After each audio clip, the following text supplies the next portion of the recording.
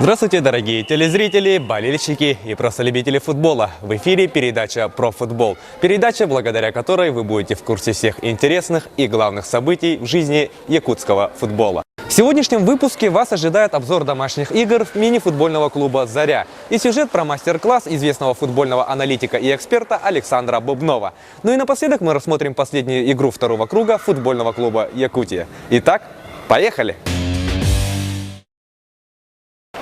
10 октября во Дворце спорта 50 лет Победы мини-футбольный клуб «Заря» в рамках 1/8 Кубка России по мини-футболу принимал действующего обладателя Кубка «Московская Динамо».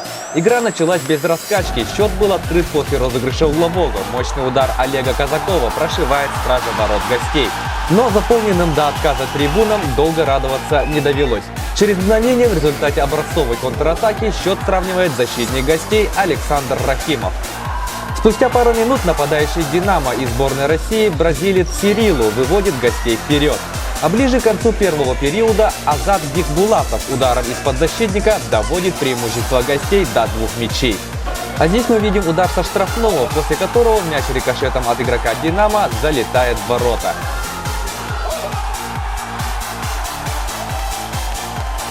Второй период начался с гола Артура Мелконяна, который, эффектно разобравшись с вратарем, сравнивает счет. Далее команды продолжили обмениваться опасными моментами, в одном из которых, благодаря ошибке вратаря гостей, Олег Казаков выводит «Зарю» вперед.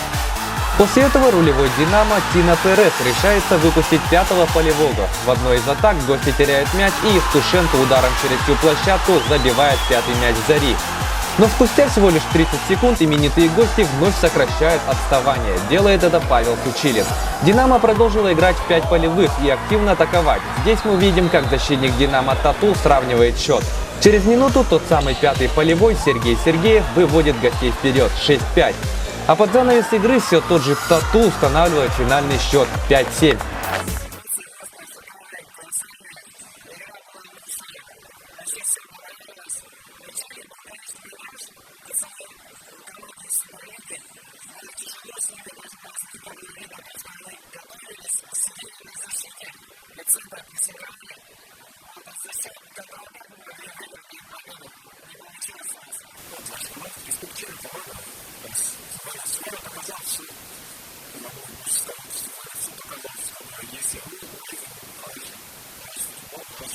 Vamos a estar más reforzados en cuanto a juego.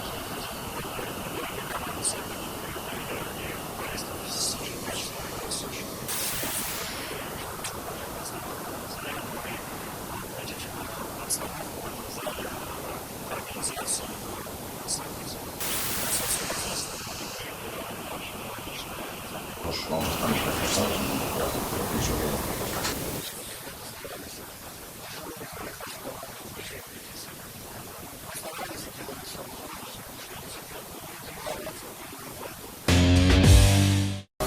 После того, как выступление «Зари» на Кубке страны закончилось, вся концентрация пошла на высшую лигу. 19 октября в рамках 5-го тура «Заря» принимала «Зенит» из города Саратов. Матч получился крайне результативным. За 2 периода обе команды забили аж 17 мячей. Первая половина игры завершилась боевой ничьей 5-5. В составе «Зари» отличились Волошин, Калачев и Казаков, оформивший хэт-трик. Ответные мячи за хозяев на свой счет записали Агвердиев, Мамедов, Нурмагомбетов и Козлов, забивший 3 мяча. Второй период начался с гола гостей. Свою команду вперед вывел Крутиков. Хозяева же поля во втором периоде забили еще 5 мячей, которые на свой счет записали Харченко и Кусов по голу и 3 мяча у Величко. Гости же нашли силы только для одного ответного мяча, который забил Козлов. 10-7 – результативная победа «Зари».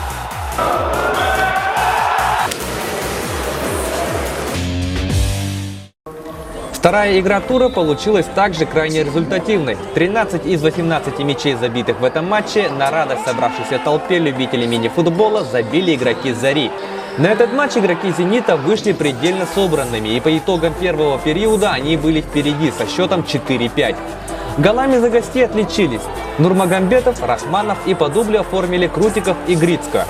За «Зарю» забивали. Дважды взятие ворот праздновал Мелконян. И по голу у Харченко и Федорова, который отличился в высшей лиге впервые.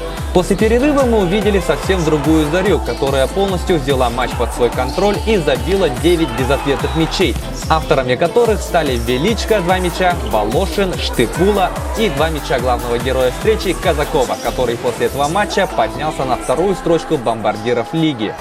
13-5 – вторая результативная победа, которая вплотную приближает «Зарю» к лидеру высшей лиги. В шестом туре высшей лиги «Заря» принимала очень сложного оппонента, с которым у нее очень веселая статистика личных встреч – мини-футбольный клуб «Ухта» из одноименного города. Эта игра была обозначена как центральный матч тура, и началась она не лучшим образом для хозяев площадки. Гости довольно-таки быстро вышли вперед и на протяжении всего первого периода уверенно ввели в счете. В итоге первая половина игры закончилась со счетом 3-7. Голами за хозяев площадки отличились Величко, Мелконян и Кусов. За гостей забивали Гордигов 2 мяча, Черенев, Максимов и Рудых. Второй период начался с гола хозяев, что подарило надежду на то, что «Заря», как и в предыдущей игре, перехватит инициативу и покажет феерический второй период. Но гости из Ухты этого не допустили. Во второй половине игры голы на свой счет записали Кусов, Сивец 2 мяча, Калачев, Казаков, Черенев и Костяков. Финальный счет 7-13, домашнее поражение «Зари». –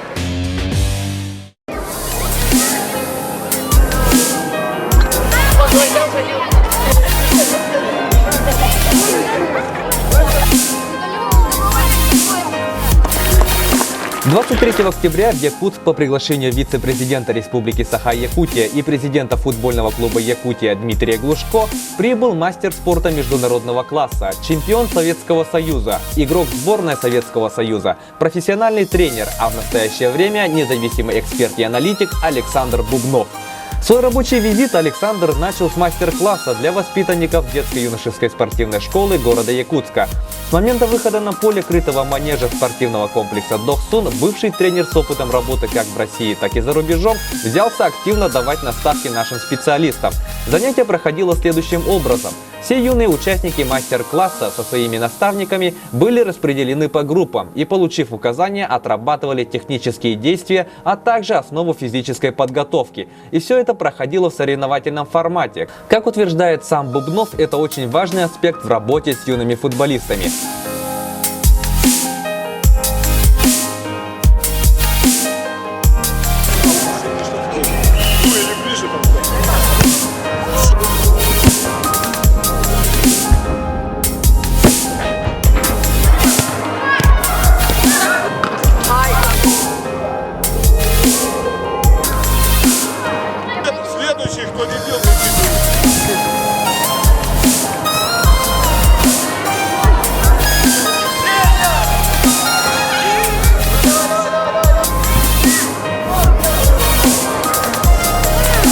На мой взгляд, у вас есть инфраструктура не только для детей очень хорошая, но и для команды мастеров в ваших условиях.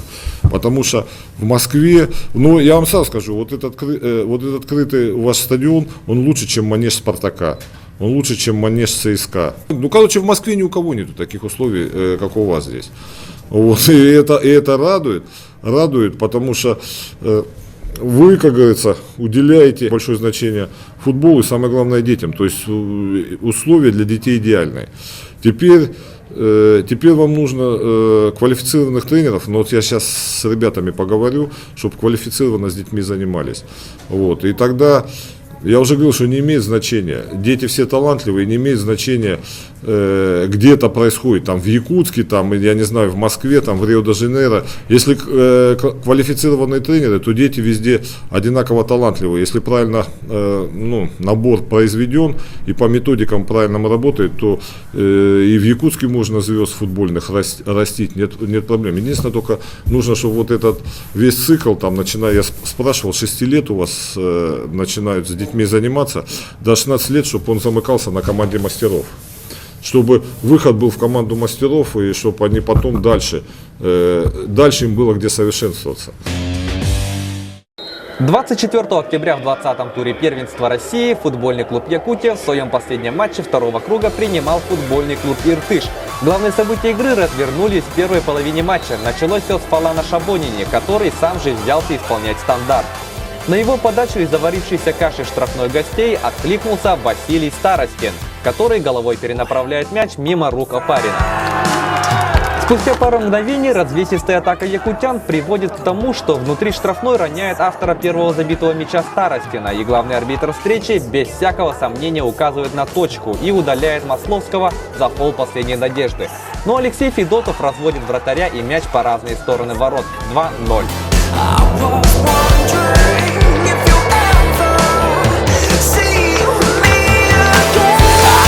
На 66-й минуте после подачи с углового гостям удается сократить отставание. Точный удар головой получился у Максима Осипенко. Под занавес игры гости отчаянно ринулись атаковать, расслабив оборонительные ряды, чем отлично воспользовались наши футболисты. Сначала взятие ворот празднует Михаил Немцов, а затем и Александр Булановский. 4-1 убедительная победа якутян перед зимним перерывом, которая выводит нашу команду на 4-е место в первенстве. Хорошо, что в концовке матча, скажем так, воспользовались тем, что сопернику тоже терять было нечего. Пошли вперед большими силами, оголили, скажем так, свои тылы.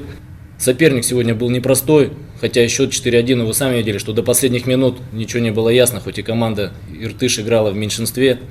Всегда приятно уходить на большой перерыв с хорошим настроением и будем добиваться максимального результата в каждом матче. Удаление, конечно, свою роль сыграло. И первый тайм, по большому счету, не удался у нас. Во втором, несмотря на то, что были в меньшинстве, играли достаточно неплохо. Надо сказать, что второй круг нам удался, сыграли достаточно успешно. Но, к сожалению, вот эту концовку сами себе впечатления испортили.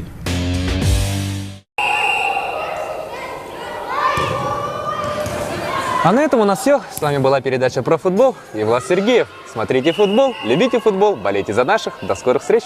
Пока.